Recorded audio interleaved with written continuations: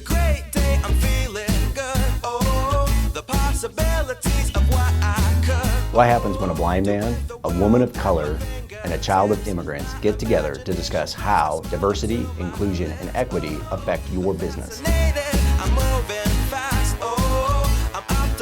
Hi everybody, welcome to the Choose Inclusion podcast. I'm UB and I am the Latino white guy of the group. I'm Nina. I am the woman of color in the group. And I'm Mike. I'm the blind guy. All right, welcome back everybody to the Choose Inclusion podcast. I'm UB and as always I'm here with Mike and Nina. Hello team. Hey everyone. Hello. Good morning. Super excited to be here with our international guest. Yes, very excited. We always love bringing in the global perspective to our audience. So I'm really excited to introduce Sonya Barlow, who's the founder of the social enterprise LMF Network, a diversity and inclusion coach, and soon to be author with her book coming out next year. So welcome, Sonya. How are you? Hi, thank you so much for having me. I'm doing very well, thank you. It's been a good week. Good. Yeah. How's 2020 kind of affected you? I know we're going to talk a little bit about that as far as work, but personally, how has it been this year for you? Yeah, both exhilarating and exhausting. So 2020 was the year that I decided I was going to quit my job and run my own business, which was great until March. And then, and March is International Women's Day. So being a woman, it was great for me because that was going to basically pay my salary for the year. And 75% of my income was wiped out. Wow. In April and May, I had absolutely no income. So to answer your question, it's been exhausting because we are in a pandemic and you have had to adapt very quickly. But at the same time, it's been exhilarating because I also work under pressure and I like having the opportunity to try new things. And I think 2020 has been a great year for trialing and testing new ideas, new brands, new initiatives. So from starting a podcast to now writing a book to, running and delivering workshops around topics such as DE&I. I think there isn't a better year for you just to try what you want to try and see what happens at the back of it. Yeah, no, I love that. We love that. And yeah, so that leads into kind of our first topic area here of why now? Why are you speaking out now? I think if my friends and family hear this, they'll probably say she's always been speaking out. So I guess on that note, I've always realized that I have a voice, that I have an opinion. But as you grow, through your teenage years and through young adulthood, you don't necessarily know how to direct it. And so I didn't realize that I had a voice in the topic of diversity and inclusion because I always felt, especially throughout university and throughout my first few roles, that you have to conform to the workplace. And so what I mean by that is, I was just grateful that someone gave me a job. Like it was literally as deep as that. I didn't negotiate my pay. I didn't think I really had an opinion to share because I graduated in 2015 and someone gave me a job. The reason I'm speaking out now, or I have been for the last few years, is because I realize that no one's done me a favor by giving me a job. I have worked very hard through my education or through my experience to get there. And then I've entered workplaces, especially in the world of tech and the world of business, where I have felt out of place, or I felt like I don't belong, or genuinely it hasn't been set up to help me succeed.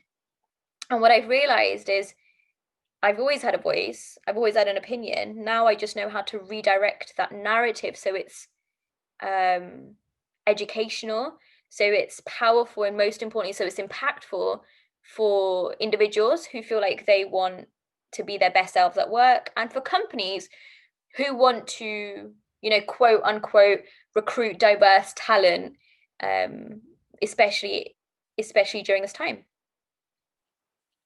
I love it, Sonya. And one of on our pre-call discussion, obviously tweaked my interest big time because you immediately, I love the idea. Like you were always speaking out. You just didn't realize like there was this formal diversity, equity, inclusion, and belonging, like vertical that you were speaking out in. And that was kind of my whole world. Like, um, as a token blind person, I never recognized that. As I always talked about, well, digital inclusion was a topic for me, always speaking out on accessibility, because as a blind person, if a digital environment is not accessible, I truly don't even have the same ability to participate in the world. So and that was one of the first things you talked about, is accessibility and inclusion. So I'd love to get your spin on that, if you don't mind. Yeah, thank you so much. One of the things which you spoke about pre-recording was the fact that when I was in university, my dissertation was on the perceptions of nonconformity and implications on employability, which itself is quite a mouthful. But fundamentally what it was conducting research on, if you were to go into the finance sector and you were to go into an interview and you had tattoos or an eyebrow piercing or a funky colored jumper, at which point were you too diverse for someone to take you seriously? At what point did their biases come out? The thing is, back in 2015, and being a graduate or being at university, I didn't realize that this was a real topic of discussion, nor did I realize that this was something that I could take forward as a career. So I've always been passionate about it. And that's because I personally have lived through these experiences. And I realized that the day before I maybe didn't have a piercing, the day after I did, simple as, my nose piercing, for example, you just get looked at differently. You're the same person. Your identity is the same. Your name is the same. And yet all of these like different stereotypes come into play. And so to answer your question, I would say the first few years when I worked in corporate, I didn't really understand when something bad was happening to me, or I didn't understand when someone was being racist or discriminating me, or the biases that existed, because as I mentioned, I was just happy that someone took me on.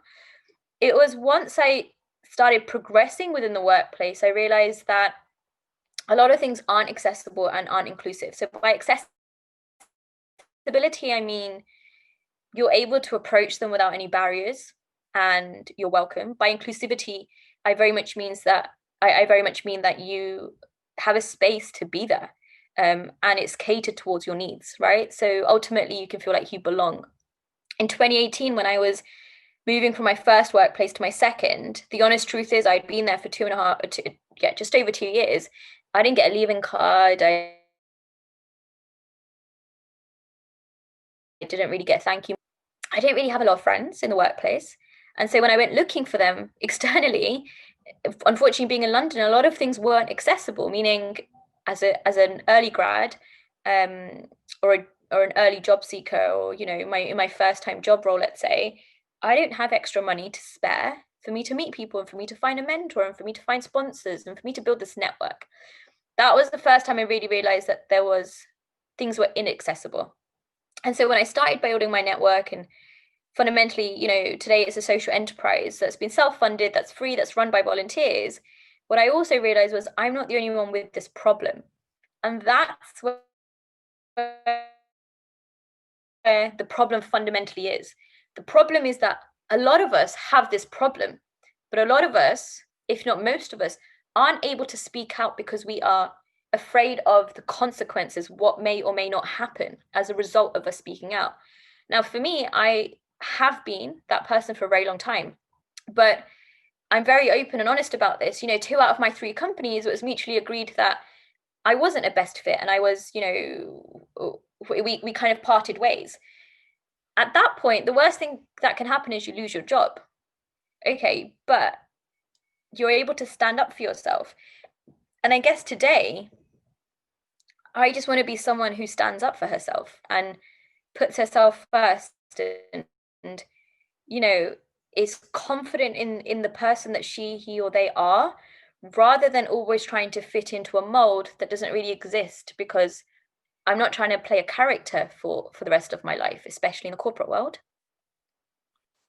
I think that's thank you for sharing that. I mean, I think there's trauma in having really bad workplaces experiences, and I'm intimately familiar with that as well, on that sense of being othered and not having a sense of belonging at places I work, which is like you, why I kind of went into a self-employed and then eventually entrepreneurial journey where I got to kind of run things myself and do things on my own terms. But as a kind of consultant and coach, like you're still working with some of these companies, right? Like you get to come in with your own agency, but what is it like for you to come in and have these types of conversations with companies themselves now that you have experienced it and are coming in with some lessons learned to tell? It's such a great question. And if I'm very honest with you, it's not until very recently that I've started realizing that this is a topic that I should be considering, or that emotionally it's affecting me. And I'll introduce you to two people. So two of my, I'd say, role models, and I'm extremely inspired by them. Abadesi, who runs Hustle Crew, and Deborah, who runs YSYS. So they're two startups in the UK. And the point I'm trying to make is, it's not until they shared their experiences of being Black women and having to relive their story every day in training that I really realized that that's something I'm doing. So as much as I can sit here and make fun out of the fact that in one of my workplaces, someone got my name wrong for 6 weeks, like, as much as I can laugh about that today, actually during that time it's devastating. And you can't help but rethink the emotions you felt then, or feel silly and small. At the same time, I was racially abused, verbally abused. I've had comments where people have made fun of my accent, or meetings have stopped because someone wants to ask where my name is from and where I'm from. And I think it's those tiny, smaller microaggressions that aren't really micro, they're just aggressions, that I've only recently recognized. So to answer your question in the most honest way I can, I don't think people who are diversity inclusion consultants, coaches, or who are working in this field can work in this field for the rest of their life, because actually you are living your experience every day whilst you are having this discussion. You are sharing your lived experience to make it real for somebody else. And most importantly, people are asking you questions that are making you reflect back on something traumatic that has happened, even though at that moment it may not be traumatic. And so from an underlying perspective, emotionally, it's very disturbing. And then what's more disturbing is that businesses still don't feel like they need to pay for this information, right? Which I just think is the most shocking thing, especially in 2020, when it's so prevalent and you have to talk about diversity, inclusion, equity, and yet your budgets just don't align. So you're expecting people to come and share their trauma and their lived experience and their expertise for free, which doesn't value diversity, inclusion, and it definitely doesn't value the individual and their experience. Yeah, I hear you. I hear you, and that's definitely a frustration that I've experienced as well, because it is one of those things where it's like you get asked to do so many free speaking gigs, right? Because they're like, oh well, you know this, but you're not as worth it as, say, someone who can give us like the 5 keys to successful leadership, and therefore we're not going to pay you because DEI is not that level of value for some reason. But one of the things that I think is also interesting about what you do is that you basically go back to the basics. Like, you're so gracious with companies despite everything that you have to do as part of your daily work. Like, you're gracious to everybody in the way you approach your workshops, by saying that you don't know everything, and creating that safe and vulnerable space for folks. Can you tell us a little bit about how you do that, and how do you go about having these kind of like 101 basic conversations? What does that look like? Yeah, thank you so much for asking that question. I do think, just on the first point you made, that, and this is something I'm very vocal about, the first question that your colleague asked me was, how was 2020? And I shared that actually it was good and it was bad, and I had a bad day and I had a good day. And mentally it was, sometimes it was destabilizing, sometimes you're in a great place. But the point I'm trying to make is, I don't think that we should be following or engaging or interacting with anyone that only paints a picture of success and doesn't talk about their failures or their mistakes or what's gone bad, or doesn't bring you into a safe space and doesn't, allow themselves to be vulnerable. And what I mean by that is I'm able to design and deliver workshops, but most importantly, I'm able to gain clients because I always start the session saying, I can't speak on behalf of someone whose experience I don't understand. But what I can do is bring their experience into this narrative and then redirect this conversation to them or introduce you to them so you can learn more about what they are going through. So I don't pretend to have lived experiences I don't. And the second point is when you share that you don't know everything, but you're also learning and you're here to educate and share the knowledge which you have gained, it opens up the space for it to be accessible and inclusive and safe, and most importantly, humble. And that's what people are looking for. A lot of the work around diversity inclusion, if I just compare it in the last 12 months, out of nowhere, it's the media's jumped on it, journalists have jumped on it, the news articles have jumped on it, and they're interviewing or showcasing the same or similar people. And many of them are very much prophetizing of lived experience of others, and that's not something I agree to do by any means. But they're also systematically not helping you to change your internal company. It's not good enough to get D&I training and tick a box. What you need to do is, what are the actions that you can start now as an individual, as in a community, as a network, and then as a business? And you need to really structurally commission a program that's from start to finish. The same way that you are, planning Christmas parties 6 months ahead, or booking a holiday and going into every detail and taking notes. Or, a simple example is when you are going and finding a new office space for yourself, you're going into to question various buildings and look at their structures and see if their foundations are strong enough, and you're commissioning that, and you are taking a very structured approach in buying into something that's going to last you long term. DE&I is the same. If you are doing one workshop and ticking a box, an hour's workshop is not going to change anything. If you are not investing with budgets, then you are not committed. And if you are disregarding someone's experience and their value, then you're not championing diversity, inclusion, or equity. You're just championing your business profits, when fundamentally diverse companies increase their profits by minimum 23%, productivity by 33%, and most importantly, companies who have happy employees have employees that stay longer. I hope that answers your question, because I feel like I've digressed, but hopefully it's all knowledgeable information. We love the information, Sonya, and you know a little bit about us too, and we like to share. And this is a conversation; it's a very fluid conversation. Can you go into again? I love the how. So can you go into a little bit more? Shared experiences is one how, but how else are you going into these organizations and talking about some of the systematic ways that they can start making these changes? It starts like I'm a big fan of crawl, walk, run your way into success. So how do you help organizations to start that crawling process? Yeah, I love that question. I'm just writing down notes so I make sure I answer properly. So my answer to that question is, and it may be, trick of the trade, I'm not sure, but I make sure I understand my client. So what that means is, if you are to commission me, we are to have an introductory call for 30 minutes. Then I'm to go away and send you a brief and a proposal and really understand that I understand and really articulate, that I understand your goals and what your success measures are, but equally articulate what this workshop is going to meet for your business. I then send a survey that I ask your employees to fill out anonymously. And the workshop is bespokely designed and delivered at the back of that survey.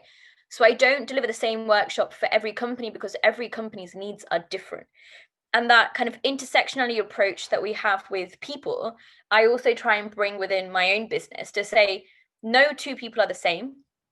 And so we need to ensure that it's not a one size fits all approach. It's this is what the best actions are for your business based on what you've told me. in terms of a direction, all workshops I deliver are extremely interactive. So, Q&A throughout, 100% kind of interaction rate. And that's what companies really admire, is their success measures are like, actually, we are talking to, a company full of accountants, and they're not really ones to say anything or speak up. And I go in and I can create that conversation and get really good feedback from everyone included. It's also sending them resources after that they can upskill. So, I always say, the same way that you can use Google to find a restaurant you're going to eat at, you can use Google or another search engine provider to find information on topics that you don't quite understand. But what I can help you with is I can guide you as to where you should start and what the middle looks like, and fundamentally what the end may look like. And then I have a catch-up call afterwards to see how's it going and what we can do going forward. So my answer to your question is, I believe relationships are built through, one, listening to someone's needs, two, repeating it back to them, and three, helping to solve their problems. But most importantly, meeting someone in the middle to where they are, so that it's not a dramatic change for them, but it's extensive enough for it really to make a difference. And it's not me necessarily sharing anything I don't know, but it's directing my energy into something that really is going to work for them, versus just telling them something because I can, and then hoping they're going to do something at the back of it, but not really giving them the how as well. That's a fantastic approach, because I think, it's people don't. I guess what I'm trying to say is there's not judgment in that approach, right? And I think those people who claim to have been doing this for 20 plus years and are the experts and come in and lecture, and there is a sense of judgment there, and there is this disconnect when with someone like you, it's like, hey, we're all the same here, and we're all going through this journey together, and here's why I'm here to help out, with your discussion, but I'm no better than any of you, right? Like, we're all in this together. So I think that's a fantastic approach, because again, there just in historically hasn't been a lot of support for these types of discussions in organizations, and people have gone out of their way to exclusively try to bring in specific types of people to who they think are the experts just based on the color of their skin, for example. And that just sends a lot of different wrong messages. So yeah, that's fantastic. Can I jump in there? So there's two. I just want to unpack one thing you said, because everything you said is so correct. I personally, and I kind of shared this before, and I'll share it again, I've lost out on work because I'm either not the right skin color for them, for example, or I'm not of the right experience and age. And to both points, I want to point out that if we are, the whole premise of diversity, inclusion, equity, belonging, intersectionality, allyship, leadership, is that we are not basing it on one factor, but we are bringing someone holistically into the experience. Now, if you are commissioning someone who has 25, 30 years in diversity inclusion, then honestly, they are the wrong person to commission, because that lived experience of 25, 30 years is not what generationally someone is going through now. And that's why it needs to be relevant and generational. That's also why I make the statement that, I don't think in 10 years, no, do I think I'll be doing diversity inclusion? Probably not, because there will be people who've lived the experience, and are borderline kind of Gen Z, millennials, who have real experience in workplaces and what it means to go from the bottom up, because fundamentally it's the top down that need help. And in the same respect, I don't identify as a Black woman or a Latino woman, or as a woman who's gay, so I can't share their lived experiences, and nor am I trying to, but I can definitely direct people to resources and to individuals that will be able to share and you'll be able to learn from. But the point I want to make, and I really want to point this out, is it is not my responsibility to educate you, and it's not the responsibility of someone who is quote unquote diverse to educate you. It is your responsibility to to educate yourself, right? So Exactly. we have the internet. Like, you don't need to go to someone and to constantly message them and say, you need to teach me about what you're going through. Well, actually, you have the internet, you have articles, you have resources, you have podcasts. And I think it's just such a shame. Even yesterday, I had someone contact me who put time in my calendar, and the first 15 minutes were very much, okay, so Sonya, tell us what you do and tell us what experiences you've lived. And this wasn't a podcast conversation, nor was it an interview. It was somebody who wanted to see if I could support them with something in terms of marketing. And there's a few things problematic with that. One, it's you're expecting me to support you without any budget, right? So what's the value add? Two, you're using your brand name as leverage, where the honest truth is we're now living in a system and in a generation where brand affiliation and brand names are becoming less important because we're going down values and sustainability and ethics. And the third thing is there is so much information already available in the internet that if you are coming into any situation without education, without a basic understanding, then I'm not going to believe that you're committed to taking this seriously. And therefore, I'm going to redirect my energy in some shape or form, because if you haven't done the work that's required of you, how can you put all the accountability and responsibility on someone to give you the education and learning when you haven't taken any initiative yourself? If that makes sense. It absolutely does. And I think that's just a great note to wrap up on. I really hope that our listeners take all of this wisdom to heart, because I think you brought up so many great points today, Sonya. And I just wanted to thank you again for joining us on the podcast today. Thank you so much. I can't believe that time's over. I know. I know. Well, we're gonna when your book comes out. I mean, we definitely this is just the start to a beautiful relationship. So let us know because we'd love to have you back. Because yeah, you're right. I mean, there's so much more to talk about. And Mike's going to ask you to record your audio version so it's accessible. So I can hands Mike on that. Absolutely. Well, and again, I know you don't hear an accent, Sonya, but I definitely hear a British accent, and I would love to listen to you read your book. So thank you, Sonya. Thank you to all of our listeners. Thank you, Mike and Yubi. And as usual, you can catch us on through a lot of different podcast outlets, including Apple Podcasts, Spotify, Amazon, et cetera. Follow us on Twitter, and we will see you all next time. Have a good one, everyone. Thanks, everybody. Thanks, Sonya. Thank you.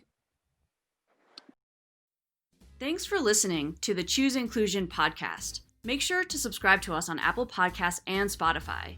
And you can see closed captioning for this podcast on our YouTube channel. You can find us online on our website, chooseinclusion.com, and contact us on Twitter @chooseinclusion.